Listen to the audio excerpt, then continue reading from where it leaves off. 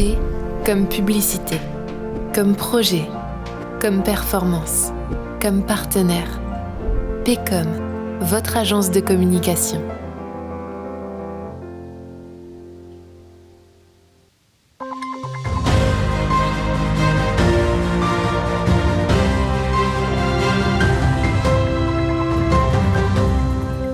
Bonsoir à toutes et à tous, bienvenue dans ce 15 minutes info de ce jeudi 1er décembre. Voici les titres. Agnès Pannier-Runacher, ministre de la Transition énergétique, en visite ce jour dans la Meuse, à Bure, dans le cadre d'un comité de haut niveau. Chaque année, 5000 personnes découvrent leur séropositivité. Le centre hospitalier de Saint-Dizier accueillait ce jour un stand pour informer et sensibiliser sur l'importance de se faire dépister.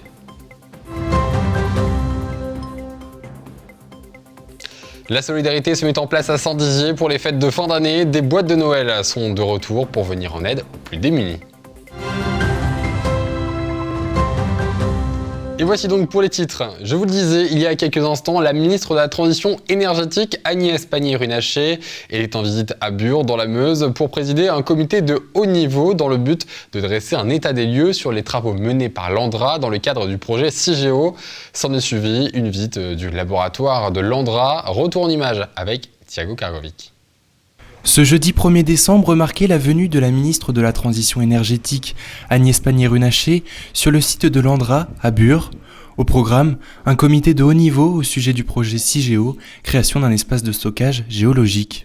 On a accueilli aujourd'hui sur notre site ce qu'on appelle un comité de haut niveau qui aura donc été l'opportunité pour nous de recevoir une ministre, Madame Pannier-Runacher, et les principaux élus des deux territoires de Haute-Marne et de Meuse, mais également des élus de la région pour échanger sur toutes les thématiques qui concernent le projet CIGEO, en particulier en matière d'intégration de ce projet sur les territoires, de développement de ces territoires et de tout ce qui tient à cœur aux élus de ces territoires, à savoir comment mettre en capacité le territoire, d'une part d'accueillir le projet, mais aussi d'accueillir plus de population, de réussir à sédentariser une partie des travailleurs qui viendront travailler sur nos projets et sur nos sujets.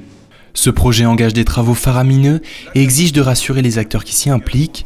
La visite du laboratoire souterrain réalisée par la ministre ainsi que les éléments fournis par l'Andra aux différents partenaires ont permis d'instaurer un climat de confiance propice au projet. Notre site, depuis plus de 20 ans, nous avons un laboratoire de recherche, donc à moins 500 mètres sous terre, qui nous permet d'étudier d'une part la roche, mais également différentes techniques, différents outils. Et c'est ce laboratoire qui a en particulier appuyé la démonstration de sûreté du projet CIGEO. Et c'est grâce à ce laboratoire que nous sommes aujourd'hui capables de déposer dans quelques semaines la demande d'autorisation de création du centre de stockage en couche géologique profonde qui vise à protéger l'homme et l'environnement des déchets les plus radioactifs, les plus dangereux en France. Agnès Pannier-Runacher s'attendait à un comité de haut niveau de qualité. Voilà qui est chose faite. Les élus meusiens, haut-marnais, nationaux, départementaux et locaux ont tenu un discours de responsabilité, mais aussi d'exigence des territoires. La prochaine étape de la demande d'autorisation de construction reste maintenant à faire passer, un tournant majeur pour l'avenir de ce projet. Et regardez notre chiffre du jour, 6 000, même 6 000 euros, c'est le montant de l'aide que le gouvernement a décidé de débloquer ce jour à destination de toutes les entreprises qui souhaitent embaucher un alternant en 2023. Et je vous le disais en titre, chaque année, 5000 personnes découvrent leur séropositivité en France. Et à l'occasion de la journée mondiale de lutte contre le sida, le centre hospitalier de Saint-Dizier a accueilli un stand d'information. On écoute Pascal Mélin, médecin et responsable d'un centre gratuit d'information et spécialiste de l'immunodéficience, au micro de Marlène Beau. Aujourd'hui, c'est la journée mondiale de lutte contre le sida, le 1er décembre. C'est devenu une institution. Et là, donc vous avez toute l'équipe d'éducation thérapeutique qui participe à la prise en charge des patients atteints de VIH et aussi les associations de malades et les SOS hépatite et le centre de dépistage qui sont là pour parler du VIH et de l'importance de se dépister. L'enjeu pour nous, clairement, c'est de reprendre en France la stratégie de dépistage. En 2021, il y a eu 5,7 millions de tests de faits. Avec l'effet Covid, on a reculé de 20% le dépistage. Et on n'est pas revenu au chiffre de 2019. À Saint-Dizier, on a deux fiertés. La première, c'est que depuis 20 ans, il n'y a pas un seul bébé qui s'est contaminé. on a 2 grossesses, 2 femmes par an VIH qu'on suit.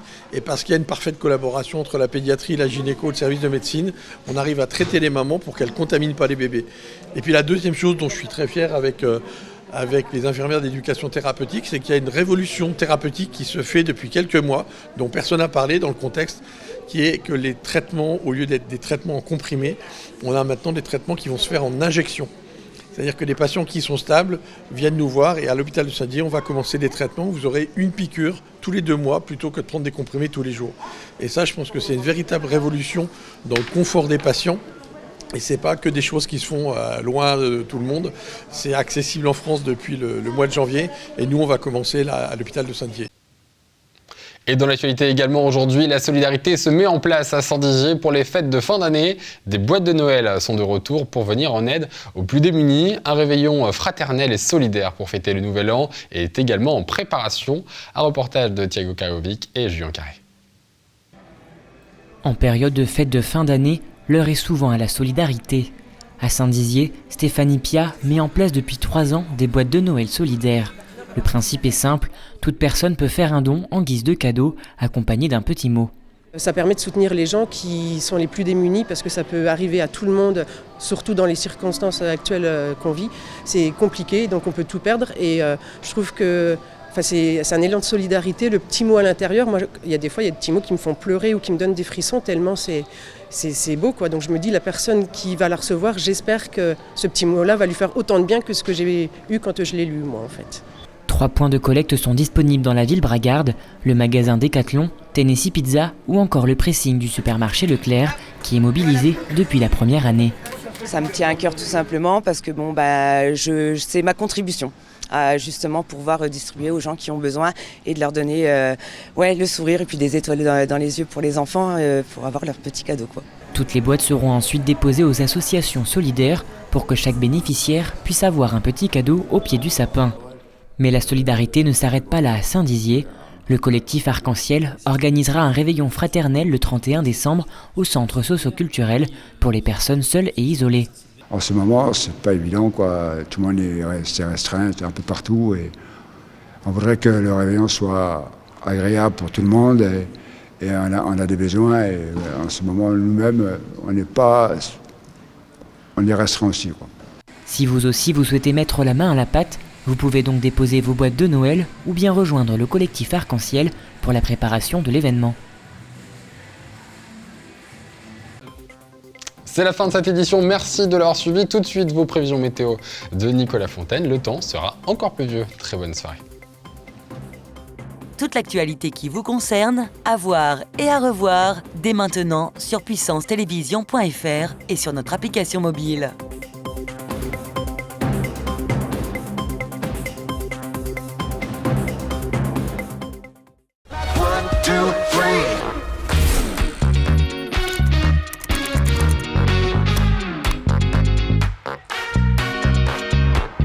K-Suite, la solution collaborative éthique.